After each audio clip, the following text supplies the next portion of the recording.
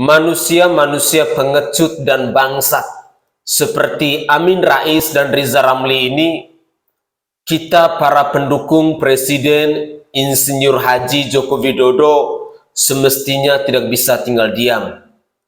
Kita harus mengambil sebuah tindakan yang tegas. Karena semakin kita diam, manusia-manusia ini selalu membuat kegaduhan di bangsa ini. Saudaraku sebangsa dan setanah air, dalam muatan video saya kali ini, saya ingin menyajikan berita terbaru yang datangnya dari Amin Rais dan Riza Ramli. Mereka ini mengadu anak-anak Presiden Insinyur Haji Joko Widodo ke KPK. Ada apa sebenarnya? Dan apa maunya mereka?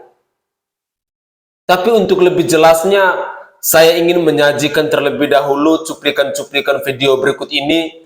Sebelum di akhir video nanti, saya akan memberikan tanggapan terkait hal-hal yang dilakukan oleh manusia-manusia sengkuni yang selalu membuat kegaduhan di bangsa ini.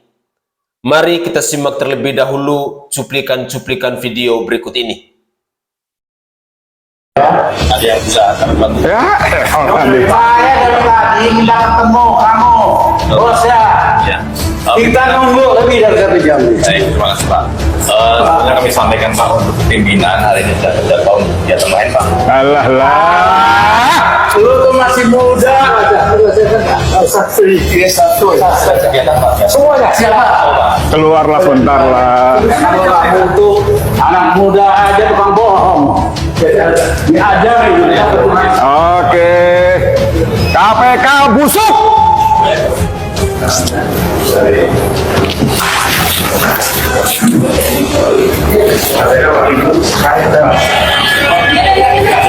Jadi saudara, kita ditolak. Tokoh-tokoh reformasi macam Pak Amin Rais pun ditolak. Press conference.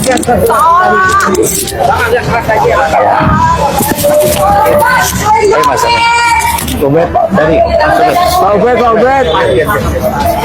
Mas Reza. Mas Ubed. Mas di sini. Udah, saya sudah tua agak mikir. KPK tuh menolak tokoh reformasi.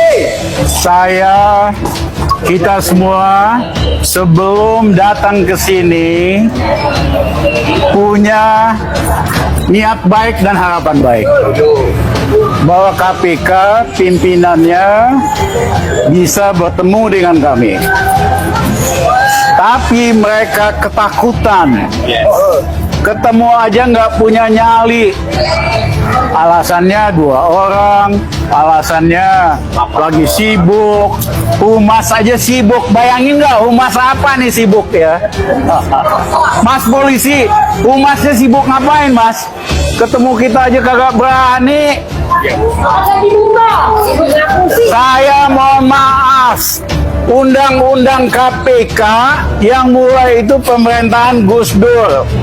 Karena tokoh-tokoh reformasi seperti Mas Amin, tuntutannya waktu reformasi supaya Indonesia anti KKN.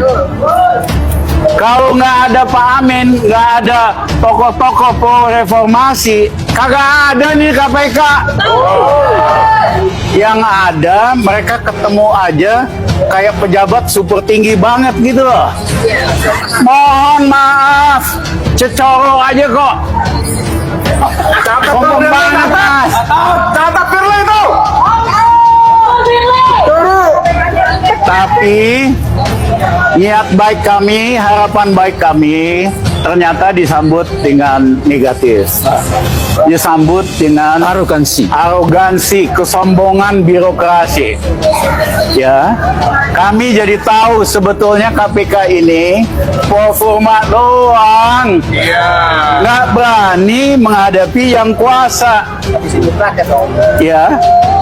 Itulah kenapa Ubaid setahun yang lalu datang ke sini minta supaya dituntaskan kasus pengaduan KKN dari Gibran dan Kaisang keluarga Jokowi.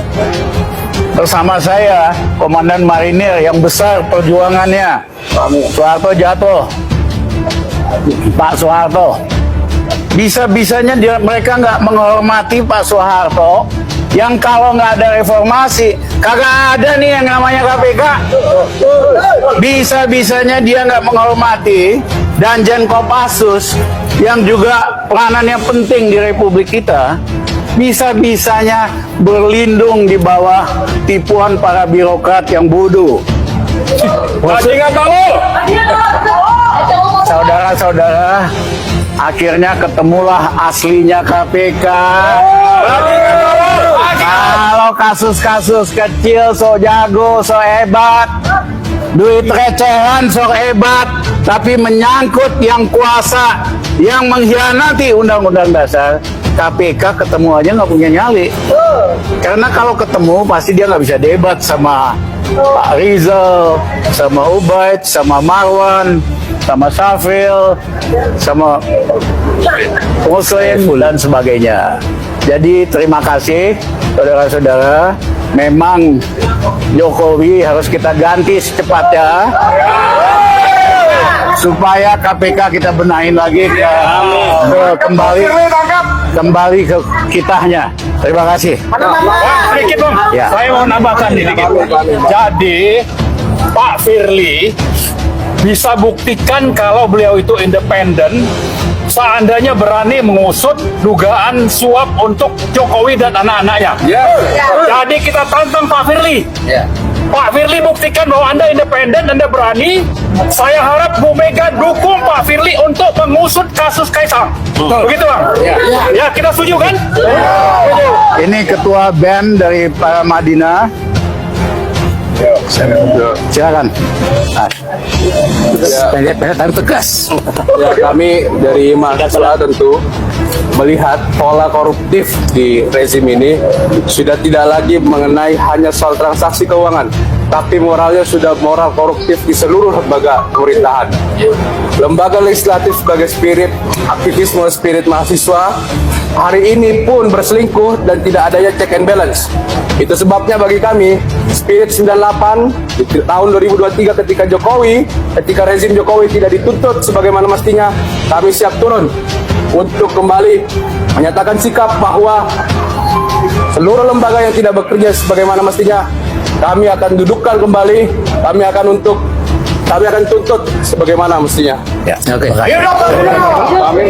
Pak Soeharto, Letnan Jenderal Soeharto. Saya ingin tambahkan, dari cara penerimaan sekarang ini, saya mengambil kesimpulan. Negara ini sudah busuk, sebusuk-busuknya sampai ke akar-akarnya. Tidak mungkin kalau kita tidak turun. Saya mewakili Purnawirawan. Harus turunin. Rakyat juga harus turun. Siap! Mari dihabisi rumah rezim yang nggak berani. Terima kasih.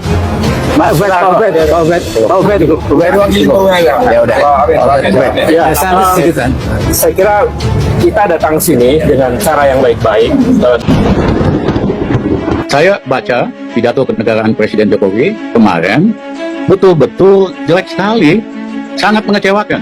Biasanya pidato kenegaraan itu diikuti oleh kalangan bisnis, luar negeri, analis, karena kita bisa baca perkembangan situasi yang benar dan masalah-masalah yang akan dihadapi tahun depan dan apa langkah mengantisipasinya. Ini nggak ada sama sekali, cuman curhat, cuman minta dikasihani, ya. Dan yang ketiga, tidak bicara hal-hal yang penting seperti yang Ubaid katakan. Saudaraku, sebangsa setanah air, jadi tema video singkat saya ini adalah kita harus bantu Rocky Gerung. Nah, heboh kritik Rocky Gerung yang terlalu tajam kepada Jokowi dengan ungkapan yang kurang lazim dengan 3 istilah B, T, P itu pengecut, ya. Akhirnya akan dibawa ke meja hijau. Di negara kita pada era Jokowi berkuasa, kita tahu bahwa politisasi hukum sudah jadi bagian integral kebijakan-kebijakan Jokowi. Tetapi intinya ada 3. Pertama, dalam menerapkan keadilan, pisau hukum jadi tumpul ke atas dan tajam ke bawah. Ini pameo yang sudah puluhan tahun barangkali. Kemudian yang kedua, pisau hukum juga tumpul ke konco-konco Jokowi, namun tajam ke orang-orang yang beroposisi pada rezim pimpinan Jokowi.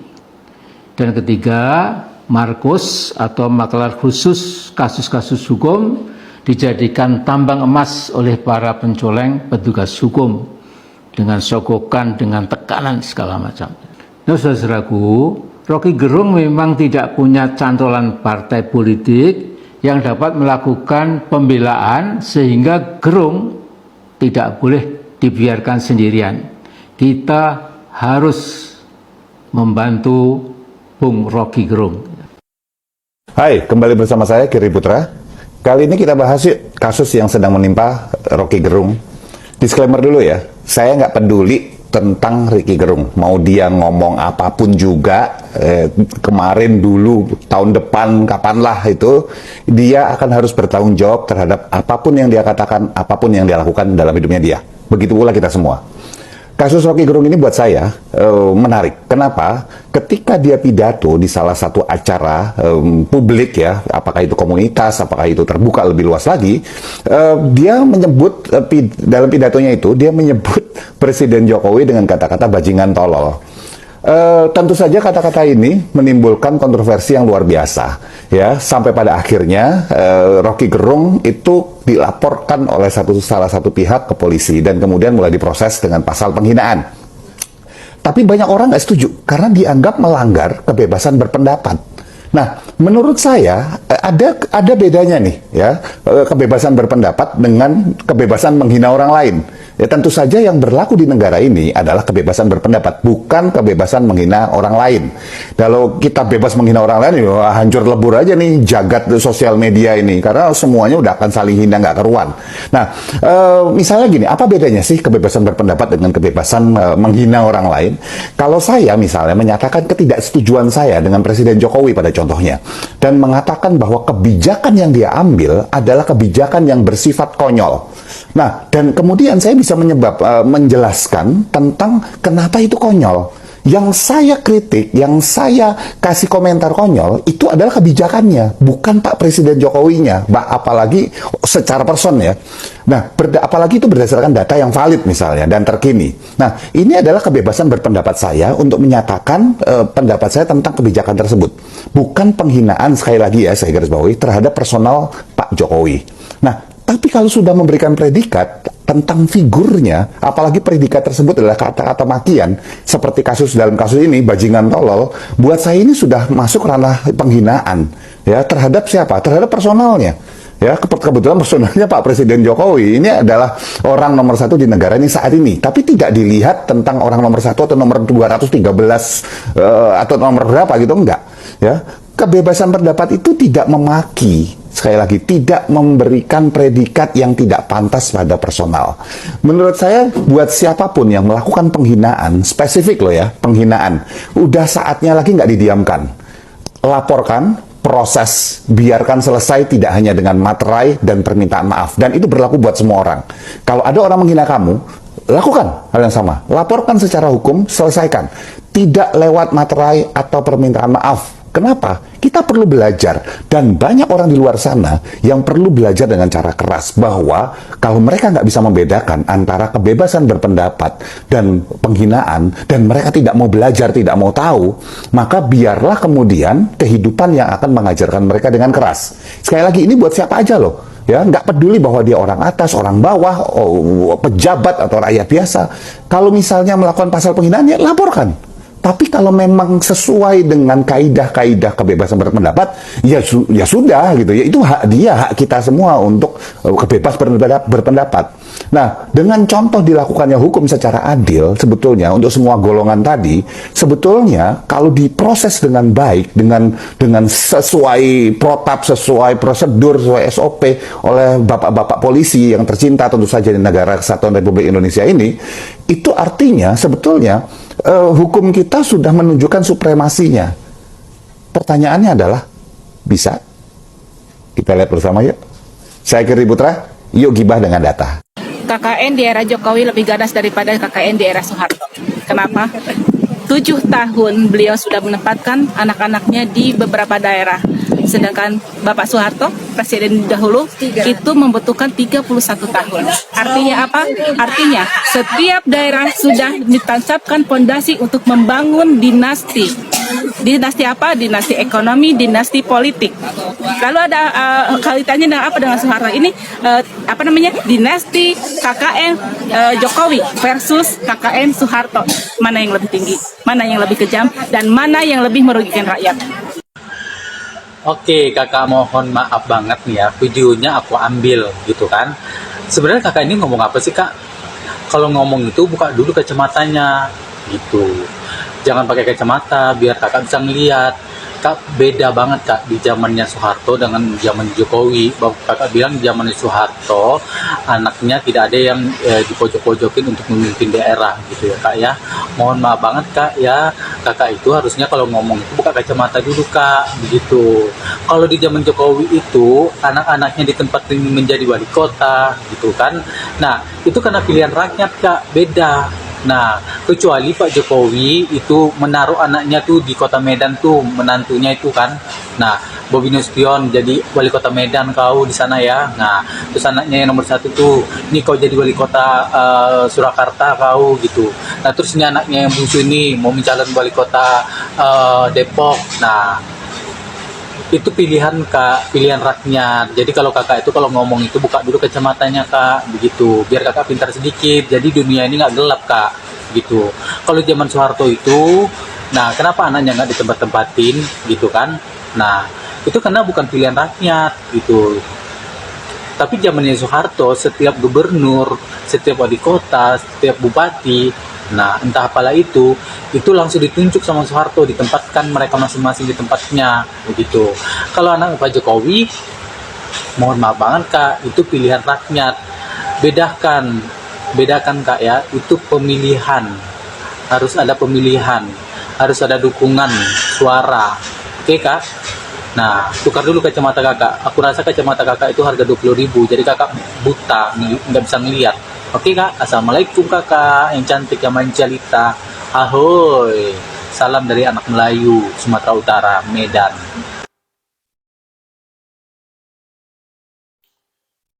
Oke guys, assalamualaikum warahmatullahi wabarakatuh. Salam, Om Swastiastu. Namo Buddhaya, salam kebajikan dan salam sejahtera untuk kita semua. Saudaraku sebangsa dan setanah air, para penonton kanal YouTubeku yang sangat saya hormati dan sangat saya cintai. Sedikit saya mau menanggapi tentang komentar yang diucapkan oleh Riza Ramli, Amin Rais, dan juga mahasiswa tadi.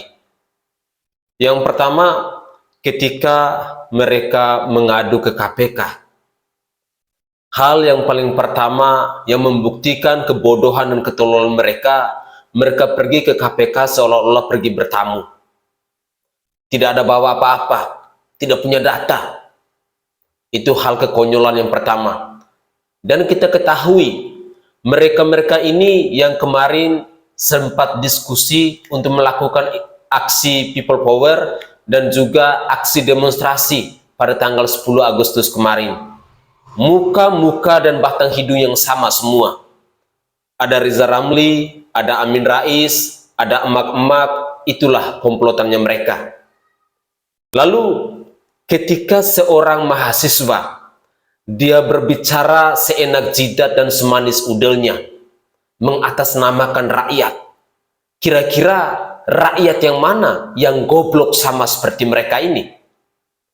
Saya sangat yakin dan percaya ketika kunjungan mereka tidak direspon oleh KPK karena KPK merasa mereka ini bukan siapa-siapa.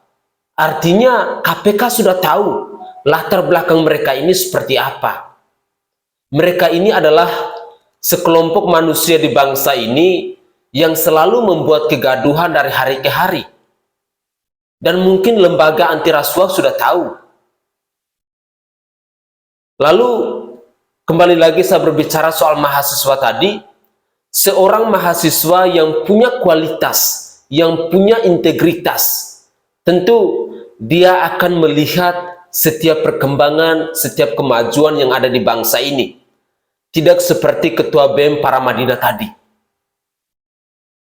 Mengatasnamakan rakyat. Goblok benar ya. Seorang mahasiswa yang identik dengan pengetahuannya harus kritis, harus cerdas.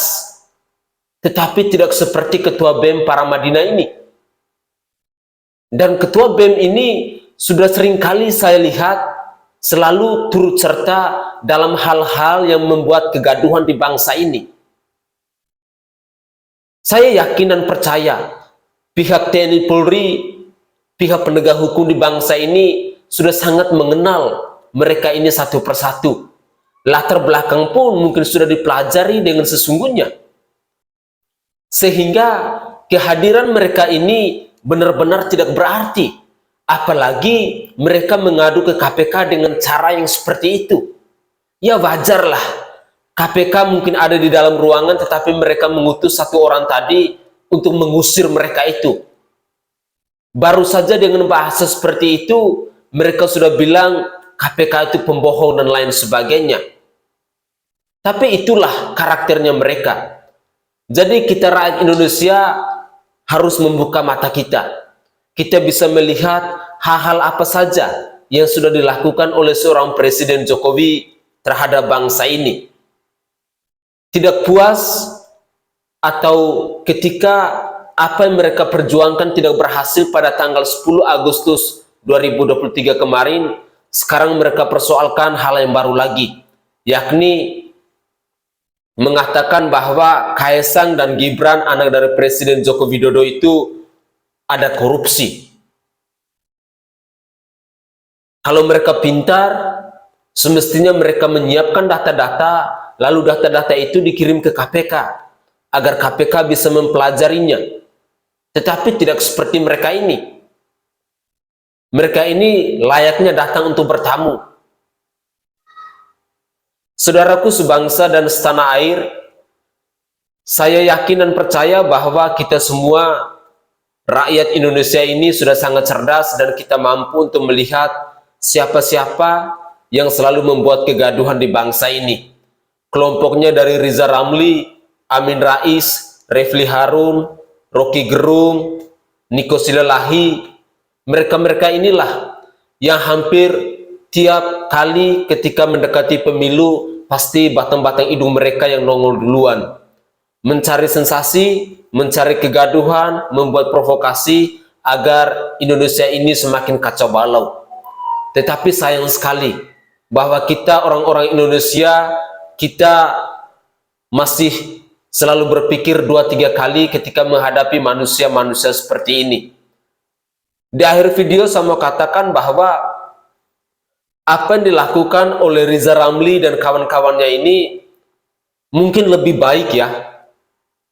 Ini sekedar usul dari saya, bahwa kita para pendukung Presiden Joko Widodo semestinya kita berhadapan langsung dengan manusia-manusia seperti ini. Karena semakin kita diam, mereka semakin brutal. Mereka terus membuat kegaduhan di bangsa ini.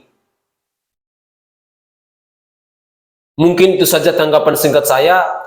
Dari lubuk hati yang paling dalam, saya menyampaikan permohonan maaf yang sebesar-besarnya jika ada tutur kata saya yang tidak berkenan di hati sanak saudara semuanya. Tetapi begitulah cara saya, rakyat jelata, menyampaikan pendapat saya. Saya Sainai dari Provinsi Nusa Tenggara Timur. Saatnya kita yang rakyat jelata harus berani untuk bersuara. Salam hormat, salam NKRI, dan mari kita kawal Bapak Presiden Joko Widodo sampai di akhir masa jabatannya.